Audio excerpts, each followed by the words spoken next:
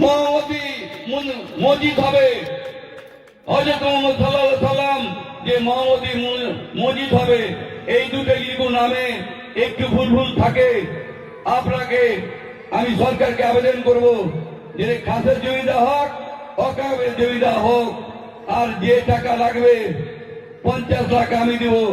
এখন করবো না, আমরা করব আইন মেনে জমি কনভার্সন করাবো, আমরা পঞ্চায়েতের পারমিশন নিব, আমরা পঞ্চায়েত সমিতি নিব, আমরা যদি পুরসভায় পুরসভার পারমিশন নিব, দিয়েই করব মহামতি মসজিদ এবং শ্রীকৃষ্ণের মন্দির।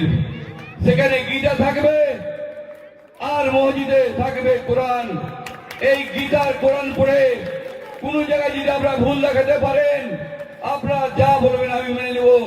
যে মানুষকে কেউ ঘৃণা করে, হিন্দু মুসলমান খ্রিস্টান করে লিখা যদি থাকে, যা সাজা দিবেন এখানে আমি শাস্তি দিতে চাই।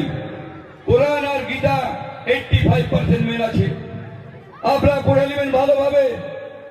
যদি মনে করেন মানুষকে বুঝাবেন গীতার বাণী, তাহলে বাংলায় করে শোনান, তার মানে বুঝান, একটা বিভেদ থাকবে না।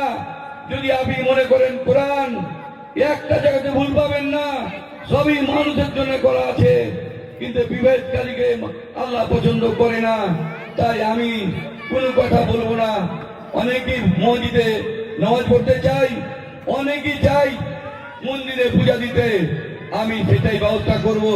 আমি 1 কোটি টাকা করব, 50 লাখ শ্রীকৃষ্ণর নামে, আর মহামতি মসজিদ হবে তার নামে 50 লাখ।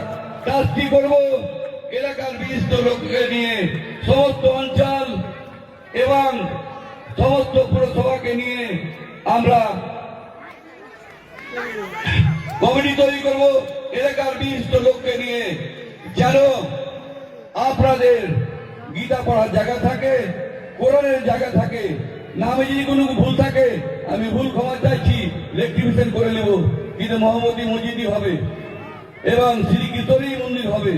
আমরা চাইবো হিন্দু মুসলমান নয়, মানবিক লড়েন। আপনারা আবেগ নিয়ে খেলা করবেন না, সকলকে বলি। তাই আমরা আবেগ নিয়ে খেলা করব না, দুই জায়গায় দুটো করব। আপনারা অনেকেই চান, অনেকে অনেক দূর। আরও আপডেট পেতে সাবস্ক্রাইব করুন বিডি নিউজ।